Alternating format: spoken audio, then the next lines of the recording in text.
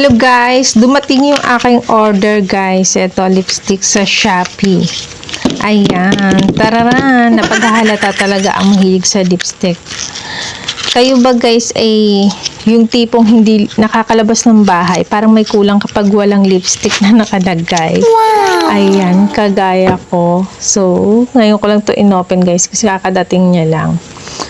Ayan, titingnan natin, bubuksan natin siya. Charan! Mahilig ako sa sa medyo dark guys. Kaya ito yung in-order ko. Pero pag walang-wala, pwede na rin ang red, pink. Ayan.